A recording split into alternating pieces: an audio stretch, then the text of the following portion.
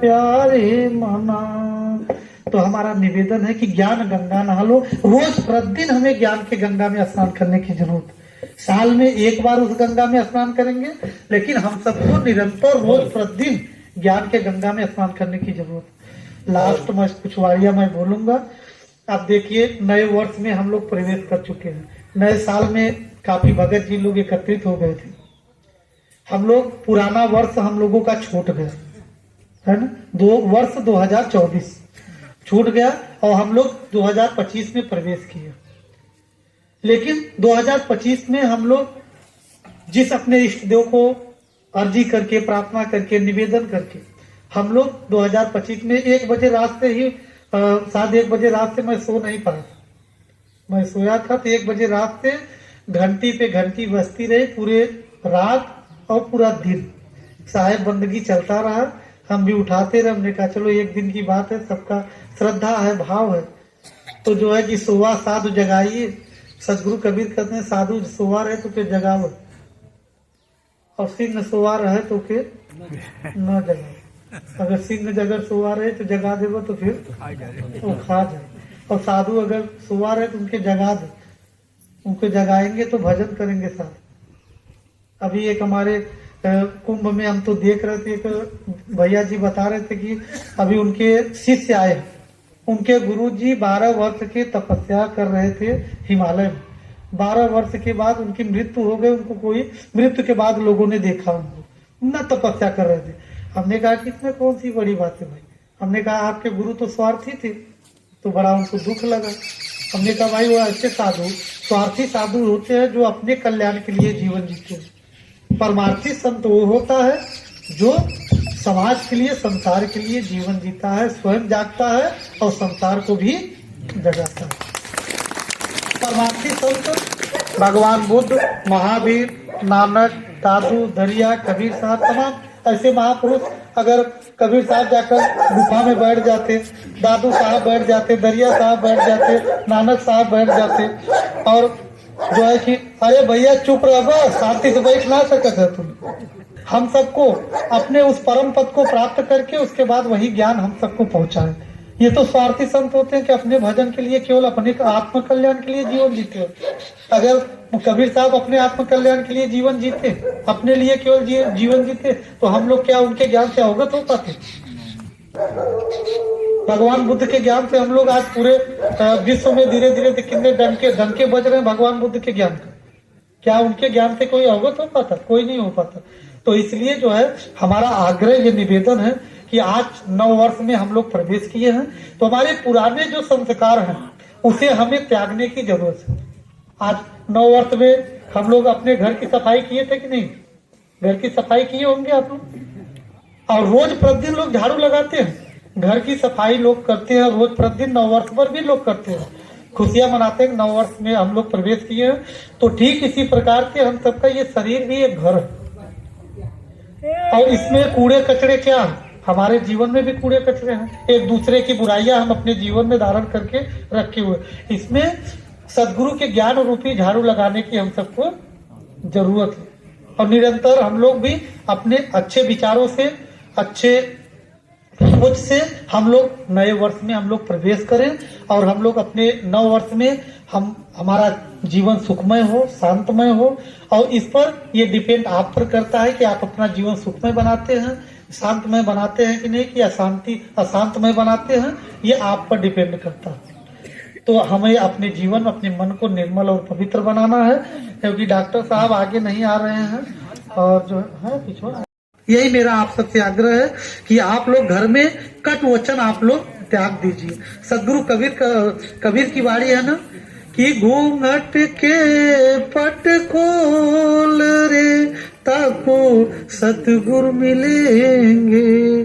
घूंघट क्या है? अज्ञानता के घूंघट हम लोग ओढ़े हुए। घूंघट के पट खोल रे ताको सतगुरु मिलेंगे। घट घट में वह साई बसत है, कटुक वचन मत बोल रे ताको सतगुरु मिलेंगे। उस पिया सतगुरु परमात्मा हमें तभी मिलेंगे हम किसी को कटुवचन न बोले। कोई गाली दे रहा है, कोई बुरा वचन बोल रहा है तो हम अच्छे वचनों से उनका जवाब दें, लेकिन गाली गलौज नहीं। अगर गाली गलौज आप लोग करेंगे तो सबसे पहले कलंकित हम ही होंगे। लोग पहले कही हैं देखा कंठी पहने हैं, रोज हर महीने जाते एक गुरु का सिखावल।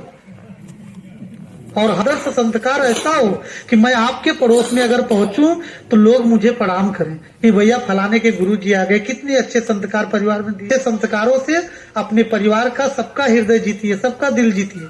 सेवा से, भाईचारा से, बंधुत्व का भाव अपने जीवन में ला करके और सबके साथ सबकी सेवा करिए, सबके साथ अच्छा व्यवहार करिए।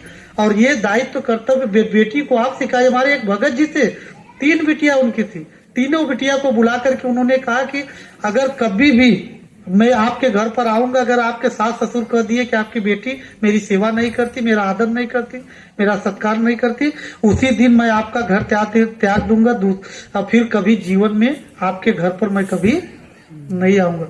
वो आज का दिन है कि आज वो आश्रम से जुड़ी हुई हैं बिटिया तीनों। अब तीनों लोग डरिया के मारे, उनका सासू कुछ भी बोले लेकिन बोले ना कि हमारे बाबूजी हमारा घर वो छोड़ दिए। ये डर दिखाना चाहिए, ना तो बस क्या कहे ना माओ से तो के लिया के जाओ। अरे बेटी को समझाओ, अरे बिटिया, अरे आपके संस्कारों से बच्चे भी बिगड़ जाते हैं। और मैं आप अपने वारी को ज्यादा न बढ़ाते हुए, और अभी बसंत पंचमी के कार्यक्रम में जरूर आइए, क्योंकि अपने आचार्य गुरुजन का जो है कि जन्म दिवस मनाया जाएगा। और आपके ज्येष्ठ गुरु भाई, आपके गणेश दत्त शुक्ला साहब जी अपने गुरु के स्मृति में कार्यक्रम, प्रकाश साहब की स्मृति में कार्यक्रम कर रहे हैं। तो उसमें आप लोग सब लोग उनका ये संदेश भी है कि आग्रह है, निवेदन है कि सभी गुरु भाइयों से मेरा ये प्रार्थना जरूर कर दीजिएगा साहब कि सभी लोग हमारे कार्यक्रम में उपस्थित रहेंगे। और बसंत पंचमी के कार्यक्रम में आप सभी लोग आइए और सब परिवार से आइए। ये शुक्ला जी का प्रार्थना और निवेदन है, ये स्वीकार आप लोग करिएगा। और अभी हमारे साहब जी अभी 2 घंटे पहले फोन किए थे, बोले साहब सभी आग्रह कर दीजिएगा, मैं उनका निवेदन आप सबके पास पहुंचा दे रहा हूं। और मेरा भी आग्रह है कि आचार्य गुरुजन का जो है कि पुण्य स्मृति है तो उसमें जरूर आप लोग उपस्थित हो जाइएगा, क्योंकि तब से मौसम काफी ठीक हो जाएगा। और थोड़ा जल्दी आने का प्रयास करेंगे तो जल्दी यहाँ से कार्यक्रम में फिर छुट्टी आप लोगों को कर देंगे। और 2 तारीख को ही मनाया जाएगा, 3 को नहीं, 2 को ही बसंत पंचमी मनाया जाएगा। और आइए हम सभी मिलकर के इस संसार का सुखमय की कामना कर ले। उसी शब्दों के साथ हम अपनी वाणी को विराम देंगे। बोलिए सद्गुरुदेव की जय। एक बातें तो मैं नहीं कहा, हमारे भैया जी शायद चले जाएंगे और बड़ी सेवा आपके आश्रम में करते हैं और बहुत योगदान हमारे भैया जी का। कहीं भी हमारी हिम्मत जरा सा टूटता है तो हमारे भगत जी हमारी हिम्मत हमको देते हैं। और विशेष करके उन्हीं के नाम से शायद आप लोग जानते हैं, हमारे अभिया के हमारे कन्हैया विश्वकर्मा जी। और उन्हीं आज बच्चे इतने संस्कारी हैं कि आज भक्ति से बच्चे और भी सब लोग जुड़े हैं, लेकिन छोटे बच्चे अभी नहीं जुड़े हैं। और लेकिन तब भी कोई भी नशा मुक्त बच्चे, मतलब एक भक्त की तरह संस्कार पूरे परिवार में बना है। और आज बच्चे पढ़ रहे हैं, आगे बढ़ रहे हैं। और ये पूर्वजों की देन है, गुरुजनों की। ये जो आपने सेवा पूर्वज ने किया है, ये गुरुजनों का आशीर्वाद है। और ऐसे ही आगे बढ़ते रहे और खूब परिवार में खूब सुख शांति रहे, मैं ऐसी परमात्मा से कामना करता हूँ। बोलिए सद्गुरुदेव की जय। आइए हम सभी मिलकर के इस सुखमय की कामना संसार के लिए कर ले। सुखिया सब संसार हो, दुखिया रहे न को। सुखिया सब संसार हो, दुखिया रहे न को। ऐसी मेरी कामना पूर्ण करो प्रभु मोर, पूर्ण करो प्रभु मोर। एक बार बहुत सेवा हमारे भंडारी साहब जी लोग करते हैं, अर्जुनपुर भक्त मंडल।